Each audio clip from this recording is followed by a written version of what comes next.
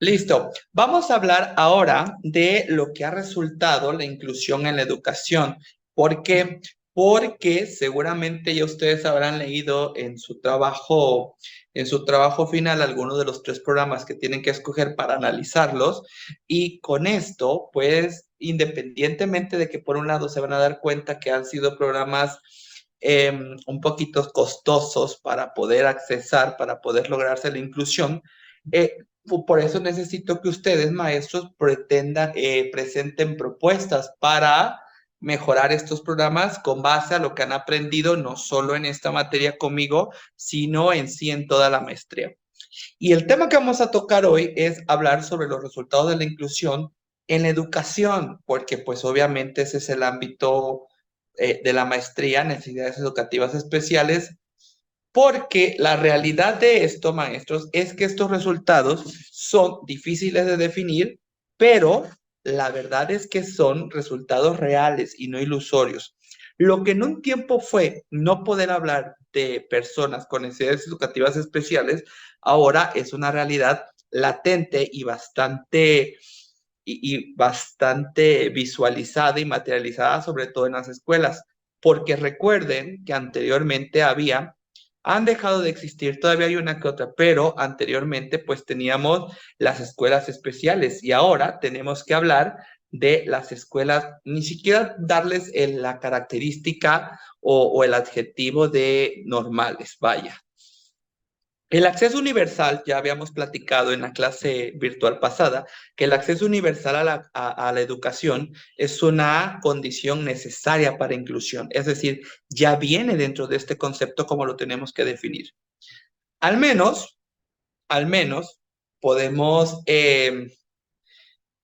hablar aquí entre ustedes, y no porque lleven la materia, de saber lo que significa inclusión. Y pareciera que cuando se nos presenta por definir inclusión en la educación, nosotros rápido pensamos que forzosamente tiene que incluirse o tiene que estar aquí únicamente personas con discapacidad. Lo cierto es que cuando hablamos de inclusión dentro del ámbito educativo, tenemos que hablar no solo de alumnos con discapacidad, sino también de alumnos que pertenezcan a un grupo en situación o estado de vulnerabilidad, o lo que definimos ahora como grupos desprotegidos, que corren el riesgo de ser excluidos. ¿Por qué les digo esto? ¿Por qué tenemos que definir de esta manera?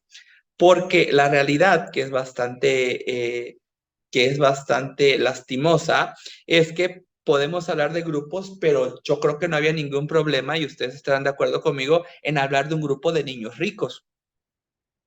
Entonces, son grupos que no se encuentran desprotegidos, ni mucho menos se encuentran en estado de vulnerabilidad. No sé si me doy a entender entonces con esto, yo espero que sí, maestros, lo que significa entonces la inclusión. La inclusión es proteger a quienes no se encuentran protegidos, válgase la redundancia. Es decir, la inclusión es tomar en cuenta e incluir a quienes están en situación de vulnerabilidad. Por ello, en el ejercicio de la clase pasada, en la clase virtual, nosotros, nos recuerdo perfectamente bien que Lore hasta se reía, porque su profesor mencionó grupos que pareciera que nunca habíamos volteado a ver, ni mucho menos habríamos que pensar que son grupos en estado de vulnerabilidad. La inclusión, por ejemplo, vamos a empezar hablando con la inclusión de alumnos con discapacidad, no solo se debe limitar a colocarlos en la escuela. Recuerden que ya también hablamos de esto, de que hablar de inclusión no significa que esta persona que necesita protección me dé lástima, porque entonces estaríamos cayendo en una sobreprotección que tampoco llevaría a nada bueno. A nivel internacional existe la Convención sobre Derechos de las Personas con Discapacidad, y entonces esta convención a nivel internacional nos dice que la colocación de estas personas en estas escuelas normales marca una ruptura no solo con la tendencia que venía existiendo incluso en los 90 de excluir en la educación a los niños con discapacidades. Y ojo, recuerden, cuando hablo de discapacidades, no estoy únicamente aludiendo a discapacidades físicas o motrices. Recuerden que también hay cuestiones de discapacidades intelectuales, ¿ok? Entonces, para que vayamos entendiendo. Y es que anteriormente la educación únicamente era para niños normales y a los niños con discapacidad los teníamos que segregar a una escuela especial. Pero incluso cuando se logró el que los niños con discapacidad ingresaran a estas escuelas, después estos propios, y digo niños porque pues en su mayoría es la cuestión etaria que más alude a este tipo de cuestiones sobre necesidades educativas especiales. Y después de llevarlos a una escuela normal, no me gusta decir el término normal, ok, ya los agregamos, pero dentro de esta escuela los ponían en la clase, los dejaban hasta el fondo, los separaban de la educación. Entonces era nada más por cumplir un mero trámite administrativo. La inclusión, maestro, sin embargo, implica mucho más, no solo en aceptar a las personas con discapacidad. La inclusión también es cambios en el apoyo y en el sistema de valores en la escuela. Esta convención no nos dijo tampoco que estas escuelas especiales que ayudaban mucho, yo a veces llego a pensar y creo que ayudaban más a las familias que a los propios niños porque los atendían, era una realidad, es una realidad que no podemos pasar por desapercibido, que estas escuelas especiales fueran malas, que estas escuelas especiales no funcionaran o que incluso provocara algún perjuicio sobre el alumno con discapacidad. No, no, no, no, no, no. Pero los recientes informes que el comité de esta convención de personas con discapacidad apuntaban es que entonces no se podría lograr la inclusión si seguíamos segregando a los niños niños, niñas y adolescentes con discapacidad, si los seguíamos segregando en escuelas especiales. La convención, entonces, cuando se creó, nos dio una carta de derechos, le dio una carta de derechos a todos los países y efectivamente a todos los gobiernos para hablar y tener conocimiento acerca de las modalidades de la educación inclusiva. Porque otra cuestión también que deben de tomar ustedes en cuenta es que la educación inclusiva no se da de golpe, se da de manera subsecuente. Va avanzando poco a poco, porque ya también lo han visto en las unidades que les he dejado con los videos de apoyo, en donde no es fácil hablar de inclusión, sobre todo en cuestión de recursos económicos. Y no digo solo recursos económicos por la cuestión de infraestructura, sino hablo también de recursos económicos porque la mayoría de veces necesitamos especialistas que puedan atender, puedan tratar y puedan apoyar a este tipo de alumnado con necesidades educativas especiales. No quita el mérito al profesor que está al frente del grupo, pero el profesor que está al frente del grupo no puede atender solo a las personas con necesidades educativas especiales. Tiene que atender a todo el grupo en sí.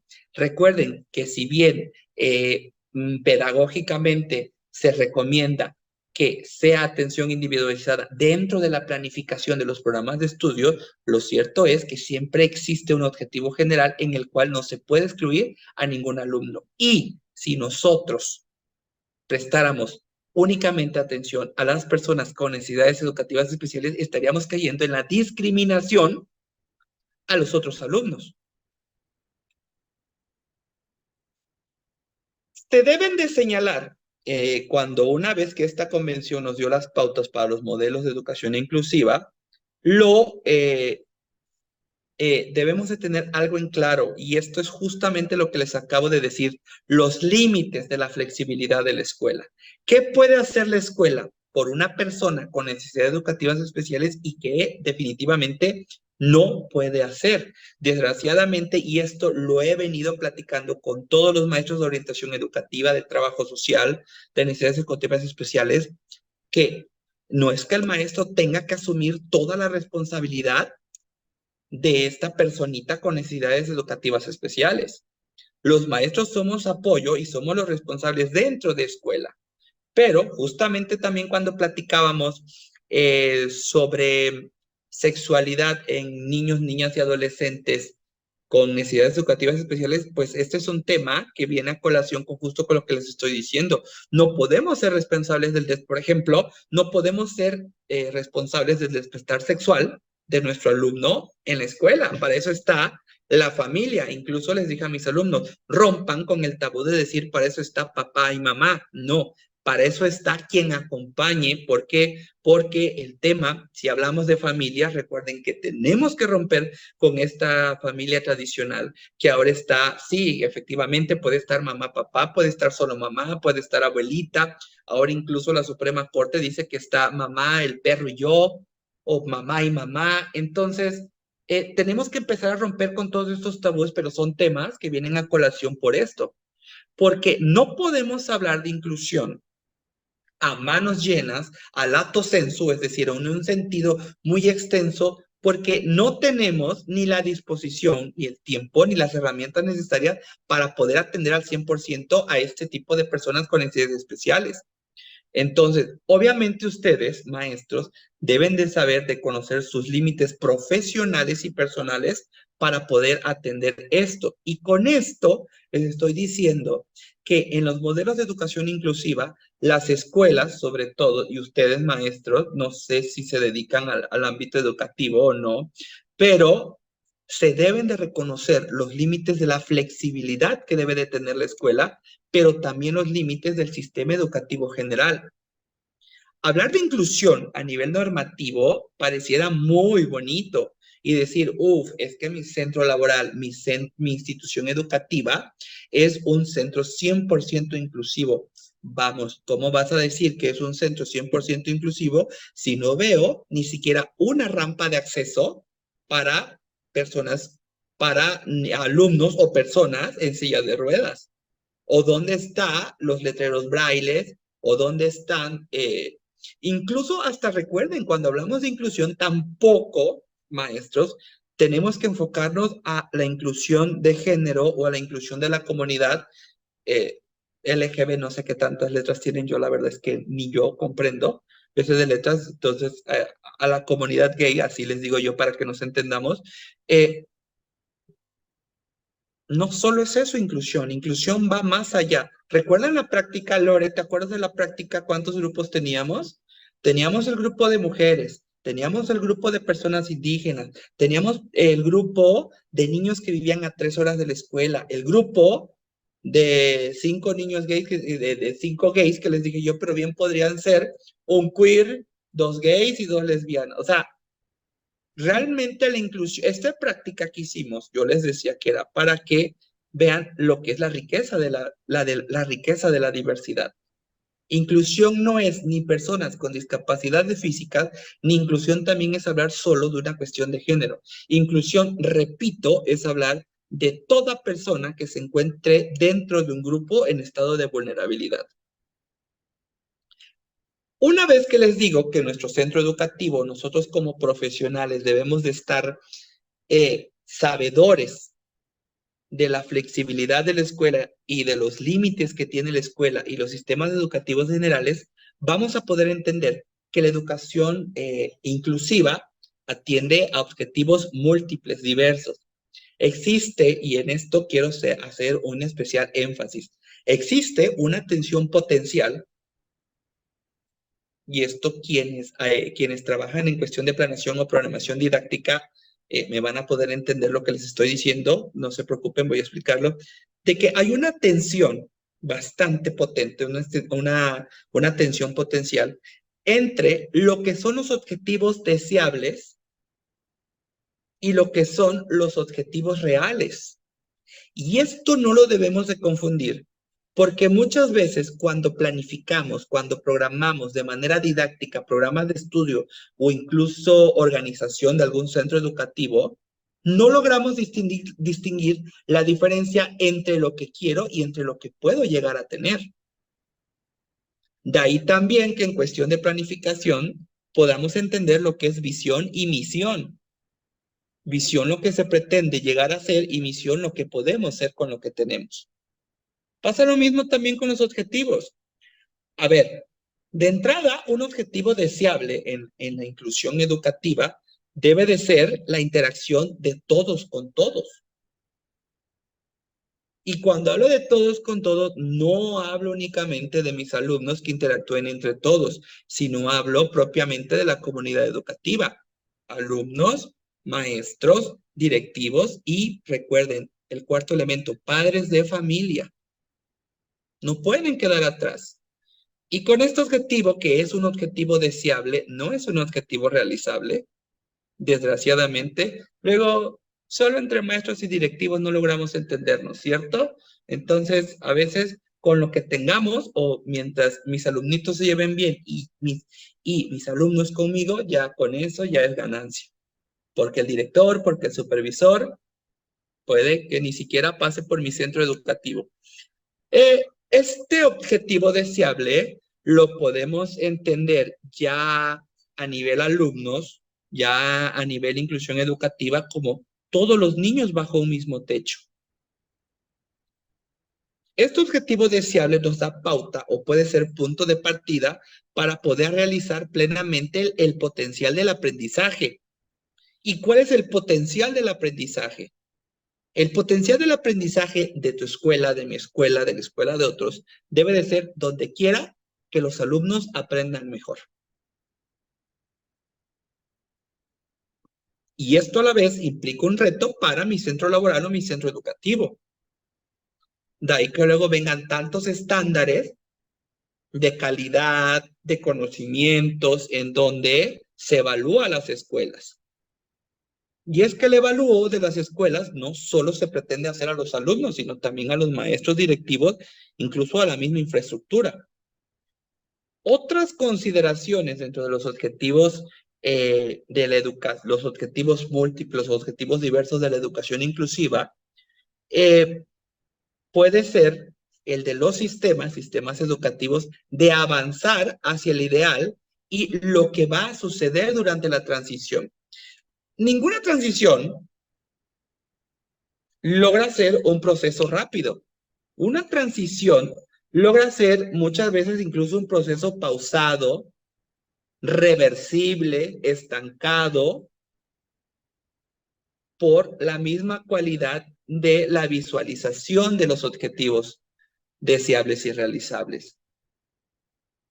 Esto que les comento, lo que sucede durante la transición de los sistemas, puede que ustedes me pueden preguntar, maestro, ¿y qué pasa o cómo lo tanteamos o cómo los trabajamos? Bueno, ¿qué les recomiendo?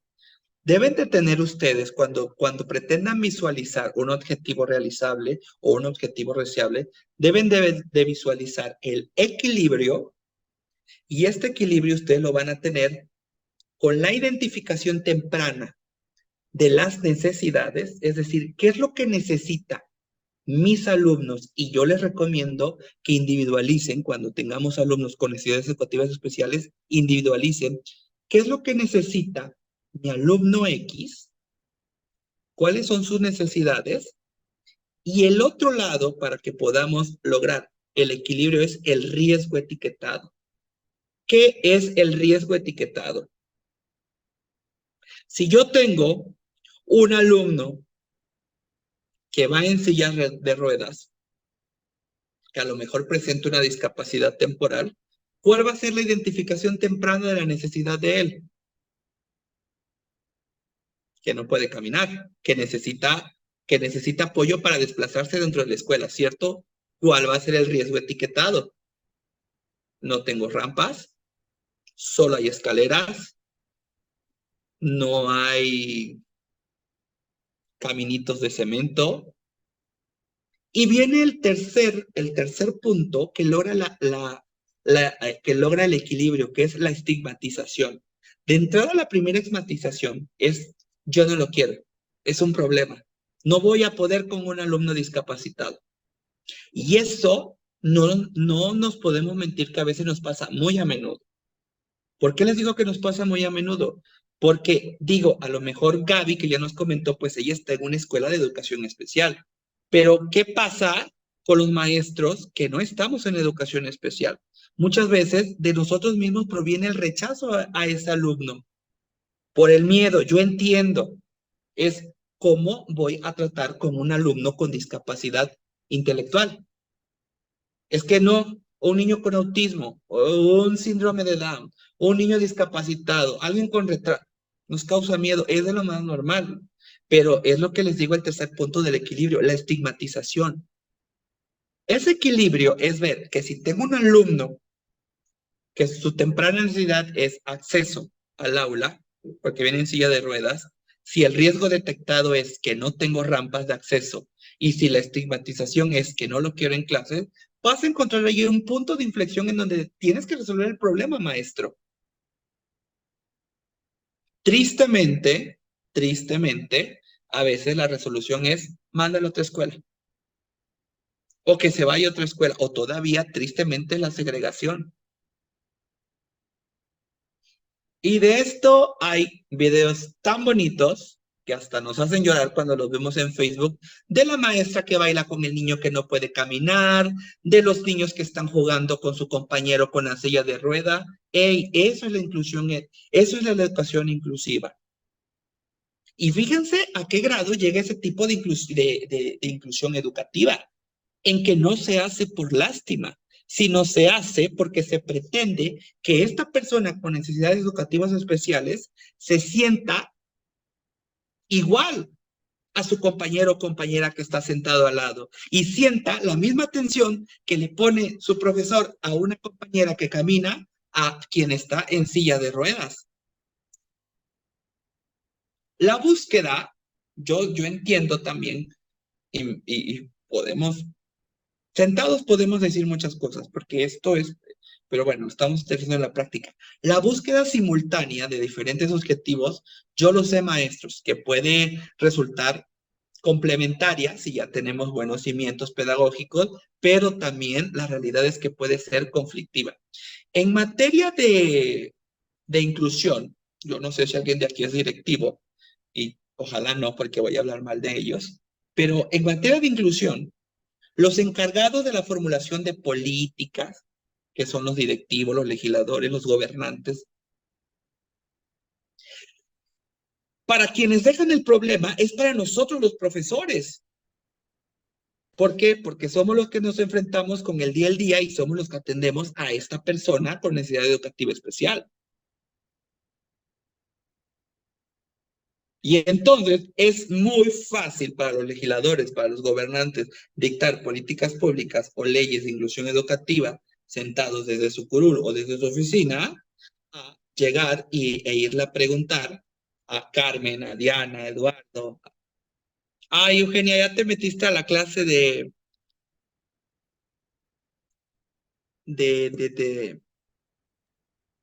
Sí, maestro, eso estoy viendo. Es que me llegó la invitación, lo Entonces, puso en el grupo. entonces les mandé otra. Pues es que yo, y ahorita estoy checando el programa y estoy buscando así. Ah, sí, sí, perdón. Entonces, Una disculpa con ustedes, ya nos vemos en una media hora. bueno, nos vemos al ratito. Oye, si te quieres quedar, quédate, sé Sí, bienvenida. está bastante interesante. Muchas Gracias, gracias. gracias, pero voy a reenviar. Gracias, cariño. Sí, sí, sí, maestro. Ok, ya, listo, ahora lo reenvío. Ok. Entonces, justamente les estaba diciendo que puede ser muy conflictivo esto de la formulación de políticas, porque quienes creen este tipo de políticas o leyes deben de ser conscientes de la oposición de que todavía maestros, tenemos a personas, a profesionales que defienden la segregación de la enseñanza. Yo no sé qué corazón tengan, yo sé que es difícil, pero no imposible el poder tratar con personas con necesidades educativas especiales. Entonces, hay mucho por hacer. Esta maestría me parece bastante interesante desde que la empezó a impartir la universidad. porque también estas personas que pugnan por esta segregación de las personas con necesidades educativas especiales a la educación, dicen, o su principal fundamento es la insostenibilidad de un cambio rápido. Pero vamos, si de por sí con nuestros niños, adolescentes, nos cuesta, y es que yo, por ejemplo, siempre en la maestría les digo, un niño con discapacidad, un síndrome de Down, un niño con parálisis, no deja ser una persona que siente. Sí, le costará más, pero yo siempre le pregunto a mis alumnos, creo que cuando se es maestro se es por vocación y por decisión. Y parte de esa decisión es este principio universal de la educación, que es educación para todos y para todas. Entonces, yo no entiendo este tipo de profesionales, los hay todavía y son unas personas reacias que se van al extremo y que pues obviamente a mi parecer son contrarias al bienestar de todas las personas.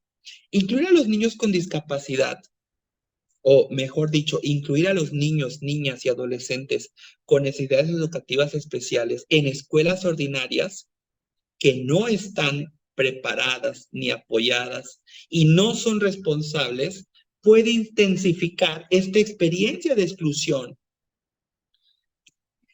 Esta personita, este niño, esta niña, esta adolescente con necesidad educativa especial ya viene bastante lastimada quizás desde el hogar, en sentirse diferente a papá, a mamá, a mis hermanos, a mi familia.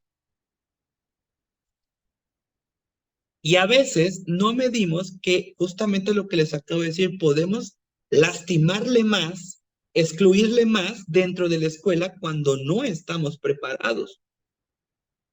Y obviamente esto puede provocar reacciones contrarias a la inclusividad en las escuelas y los sistemas educativos.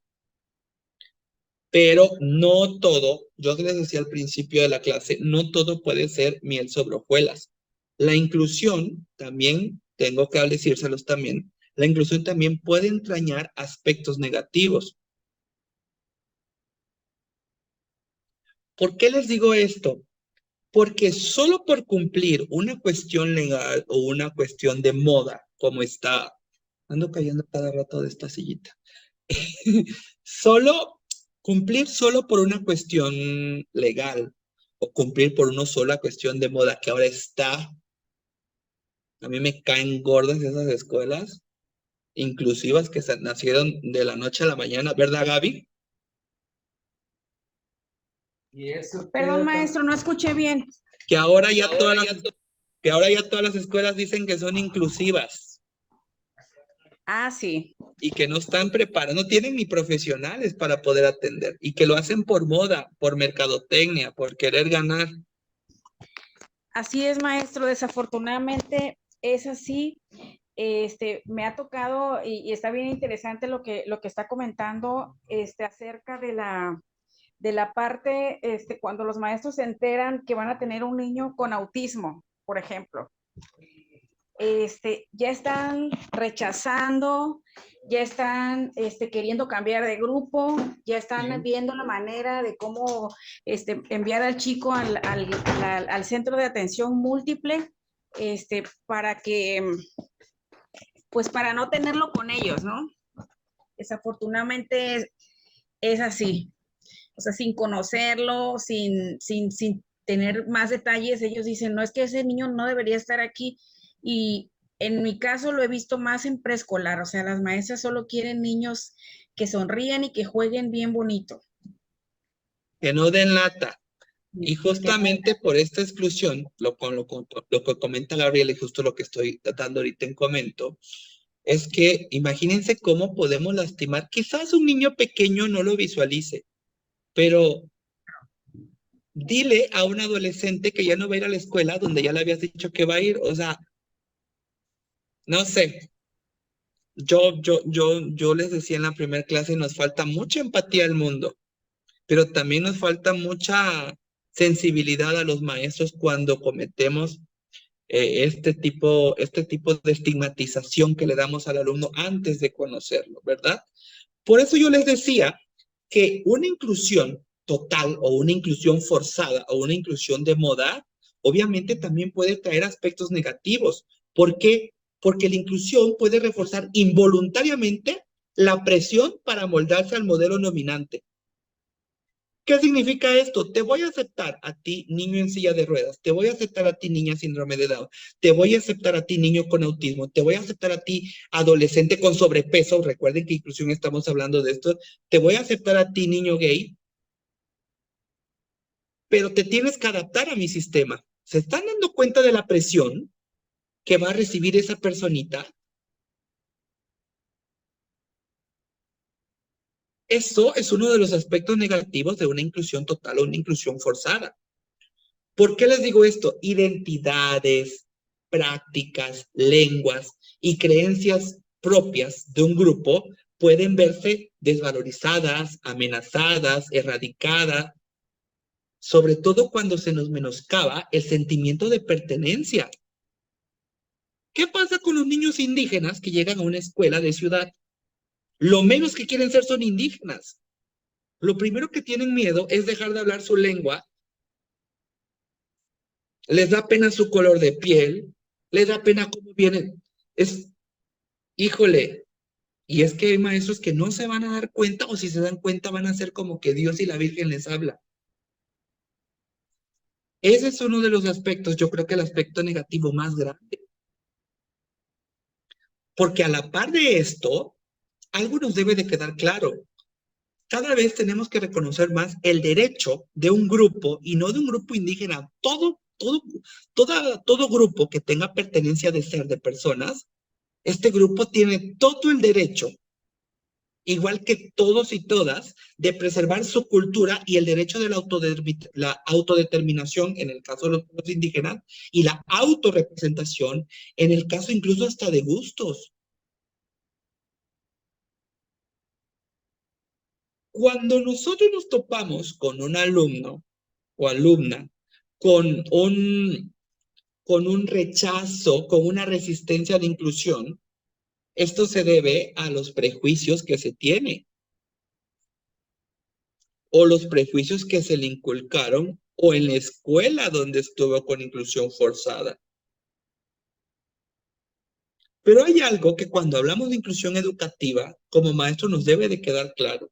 Maestros, nosotros tenemos el deber de ayudar a conservar la identidad de nuestros alumnos y también tenemos la responsabilidad de que nuestros alumnos dentro de sus grupos alcancen un empoderamiento, que alcancen esa total satisfacción de sentirse seguros como son, como quieren ser.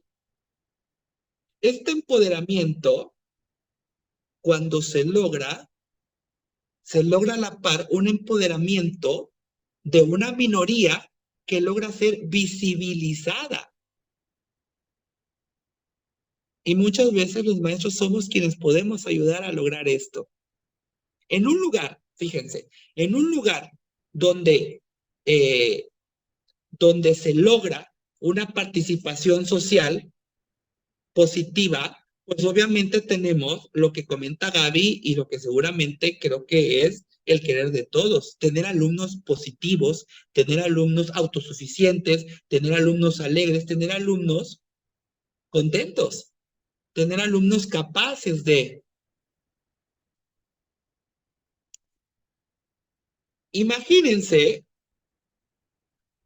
en donde esta misma inclusión forzada viene a limitar esta participación social positiva y entonces, cuando venimos a ver, estamos en un ambiente de exclusión social. Y es que les estoy hablando solo porque la maestría nos habla sobre necesidades educativas especiales, pero ¿qué tal también la exclusión muchas veces que hay entre los mismos compañeros de trabajo? Ahí viene la quedada, ahí viene el gay de closet, ahí viene la dejada, la viste santos, ahí viene el borracho. Ese es otro tema que bueno. El contacto, y eso se le llaman prejuicios aquí en China. El contacto con la mayoría puede reforzar los prejuicios dominantes. ¿Qué significa esto? El dejarme llevar por el correr con la corriente de lo que dicen los demás. Una asistencia, y esto se los recomiendo hacer en clases, una asistencia focalizada, lo que yo les decía hace como 10 minutos, que cuando estamos nada más viendo que no lo vayan a golpear, que no salga a jugar al receso, que mejor si no se junta con los hombres, mejor si no viene el viernes que va a haber actividad. Esa asistencia focalizada puede dar lugar a la estigmatización, puede dar lugar al etiquetado o incluso a la forma de inclusión no deseada. ¿Y saben cuál es la etiqueta? Porque, ay, nunca viene. Pues si tú le dijiste que nunca llegara, imagínense cómo logramos estigmatizar a un niño que le decimos que por ser chaparrito no puede jugar a básquetbol. Lo hacemos. A mí mi maestro me lo hacía. Yo digo, yo siempre fui alto. Pero por una u otra cosa, no, tú estás gordo, ni vayas a hacer deporte. O tú estás muy güerita, no salgas porque te vas a quemar de sol. Ese tipo de estigmatizaciones logran un reversazo, logran un ratito la güerita va a ser una gran floja que ya no va a ser güera, va a ser con sobrepeso porque nunca hizo deporte, de tanto que la sobreprotegiste. Y son casos muy prácticos que tenemos en la escuela. Ahora imagínense cómo estigmatizamos, y eso es que estamos hablando de alumnos normales. ¿Cómo logramos estigmatizar al doble o por dos, como decimos ahora, estos tiempos de internet? O por dos, cuando es una persona con necesidad educativa especial. Solo imagínense, digo, tampoco es tener un alto grado de necesidad educativa especial, pero alguien que tiene un trastorno de identidad o alguien que tiene un trastorno de déficit de atención, también son personas con necesidades educativas especiales, que no podemos dejar de visualizar, pero tampoco dejar de arropar. No, uy, no. Mejoras tú tu tarea solita porque, no, y es que luego los estigmatizamos a ellos mismos. No, mejoras tu tarea solito porque como tienes TOC, te vas a terminar peleando con los alumnos. ¿Cuándo vamos a lograr que nuestro alumno pueda interactuar con sus demás compañeros en igualdad? Nunca. Nunca va a suceder. Pero obviamente no están aquí en la maestría, no están aquí en mi materia, para que digan, es que el profe dice que todo es malo. No, ya vimos lo bueno, lo malo, pero ahora tenemos que ver la resolución de este tipo de dilemas. Y no se me viene a la mente más que decirles que la resolución de este tipo de dilemas requiere de una participación significativa. Por eso les hablaba yo mucho o hago mucho énfasis siempre en la comunidad educativa. Repito, alumnos, maestros, directivos y padres de familia o familia. ¿Por qué? Porque la educación inclusiva, maestros, debe de basarse en el diálogo, la participación y la apertura. El conocimiento no es total, el conocimiento no es privado. Nunca tendremos la verdad absoluta, todo cambia. La verdad es absoluta acorde al tiempo y al espacio. Seguramente en 10 años esta clase será obsoleta porque ya tendremos otras cuestiones que atender, que ver.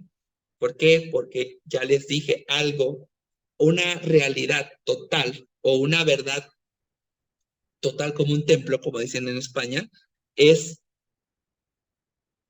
que la sociedad tiene que adaptarse a los cambios que va viviendo. Por eso les digo que el conocimiento es relativo y es temporal. Si bien los encargados de la formulación de políticas y nosotros los educadores, los profesores, no debemos de descartar el ideal de inclusión, lo cierto es que debemos de ser conscientes y tampoco queramos cambiar al mundo, no se puede. Cambiemos al mundo desde nuestras trincheras y entonces ver cómo podemos lograr la educación inclusiva si va a ser a corto, a mediano o a largo plazo. Por eso les decía yo que una cosa son los objetivos deseables y otra cosa son los objetivos realizables. ¿Cuál sería un objetivo deseable? Que de manera instantánea lográramos la inclusión. ¿Cuál es un objetivo realizable? O mediano plazo, de que si en mi escuela de 50 alumnos, o si en mi grupo de 20 alumnos, a lo mejor un objetivo realizable es que en un año yo tenga 2 alumnos con educación, con necesidades educativas especiales, que a veces nos cuesta localizarlos, atenderlos. Yo sé que nos cuesta. ¿Por qué? Porque no queremos más problemas, porque queremos mejor, la docencia sería padrísima si tuviéramos alumnos que no nos causaran problemas. Pero es que vamos, son niños, niñas y adolescentes con necesidades educativas especiales o no, siempre van a ser problemas. La cuestión es cómo nosotros atendemos esos problemas. Entonces, ¿qué pasa con esto? No podemos pasar por alto las necesidades y preferencias de las personas, de este tipo de personas con necesidades educativas especiales. Aquí influyen mucho los principios y los derechos humanos. ¿Por qué? Porque estos nos van a proporcionar. Leti, ¿querías participar? Sí, te escucho. Sí, profe, buenas noches a todos. Ya es un gusto estar aquí otra vez con ustedes. Bueno, hace rato que lo estaba escuchando, este maestro, la verdad es que a mí me hizo recordar un caso muy importante. Bien es cierto que dice que no siempre debemos de tener necesidades educativas. Aquí en San Martín Texmelucan se da mucho la parte del huachicol, o en esta cosa, el narcotráfico. Ok. Entonces, hemos llegado a tener alumnos donde el papá es narcotraficante. Se supone que una ocasión teníamos que resguardar, en este caso a una de nuestras compañeras, porque se le ocurrió hacerlo, decirle, es que yo no quiero estar en el grupo de ese niño, porque imagínate el día de mañana que tantito le exija, pues no sé qué me vaya a esperar allá afuera. Entonces, el niño lo escuchó y Madre mía. desde ahí un, un pleito muy grande porque el niño ya amenazaba a la maestra. Le voy a decir a mi papá que usted me está pegando, le voy a, voy a decir, aquí todos me tienen que obedecer. Y fue una situación un poco complicada.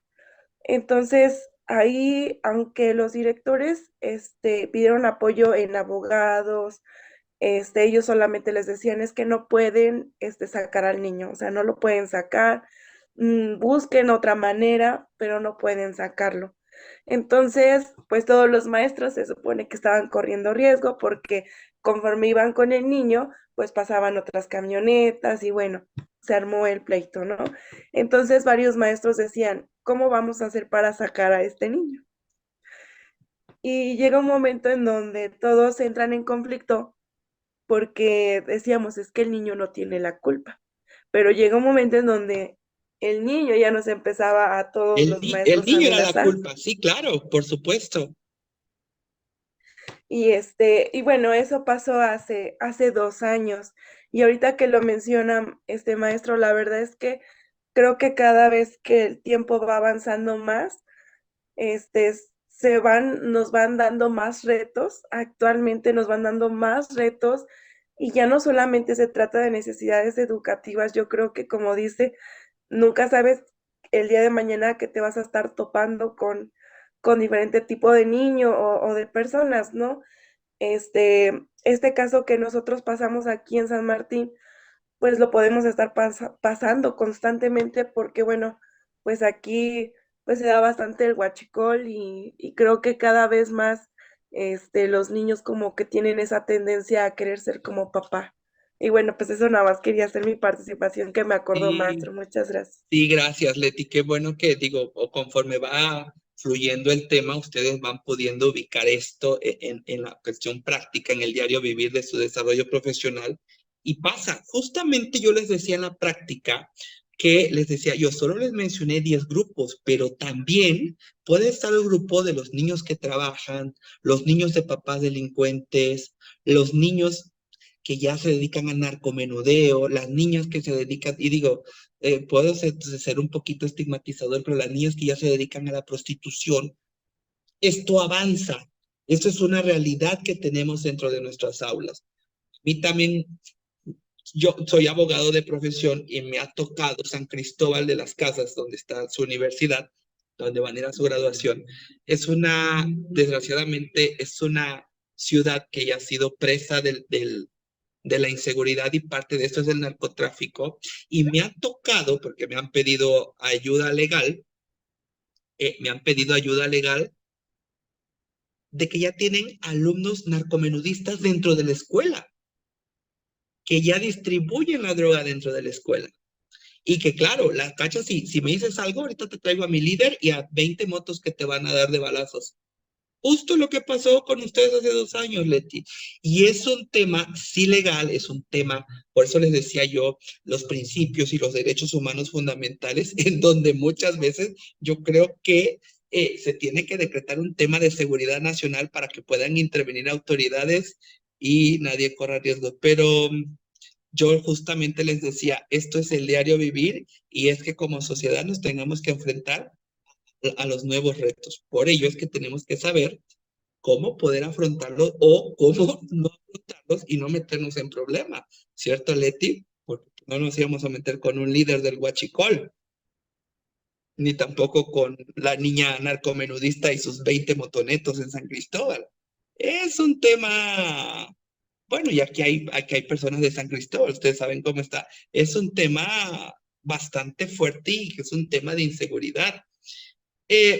Estos principios, estos derechos humanos, estos derechos fundamentales, nos pueden proporcionar una orientación moral y política para las decisiones a tomar en materia de educación, pero la realización del ideal de inclusión no es algo que se pueda poner en tema de juicio, es algo que tiene que ser una realidad en todas las escuelas.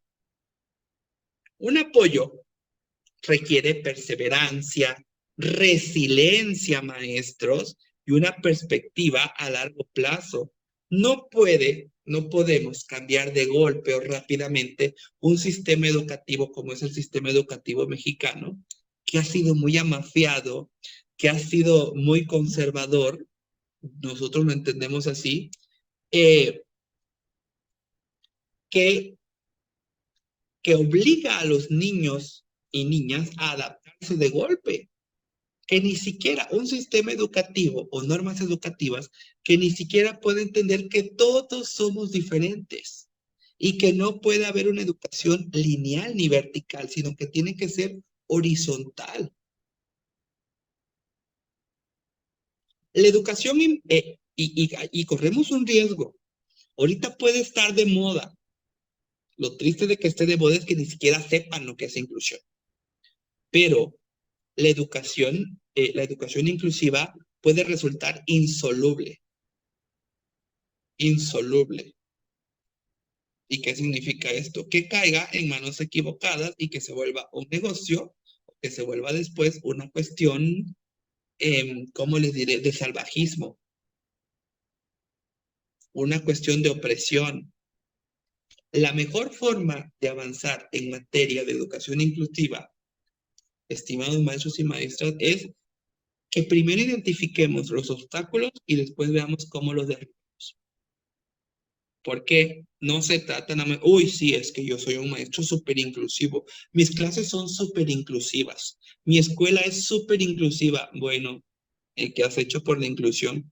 Nada más decir que lo es o con acciones realmente. Y ojo, no solo deben de ser acciones, sino tienen que ser acciones que impacten en primer lugar a mi comunidad educativa y después que impacten la sociedad de mi entorno.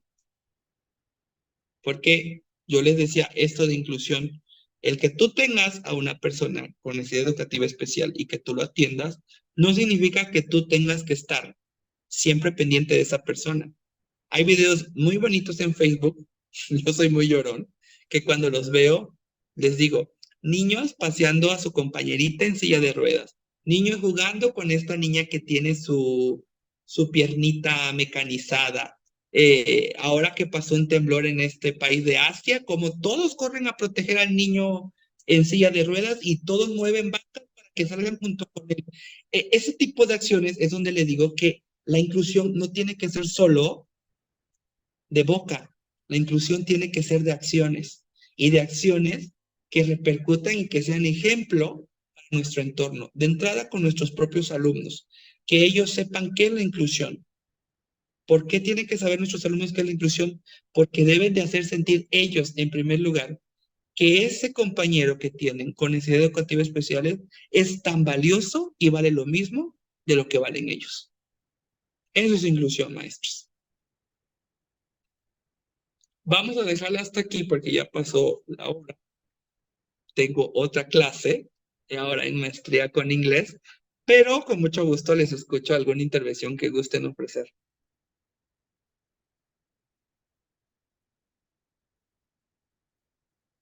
Ya no, ya están cansados y cansados.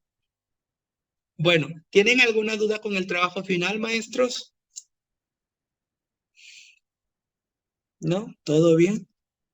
Bueno, ya saben que cualquier cosa estoy pendiente de ustedes. Perdonen, pero a veces tengo muchísimo trabajo y no, yo a veces contesto muy seco de, ok, sí, no, revisa.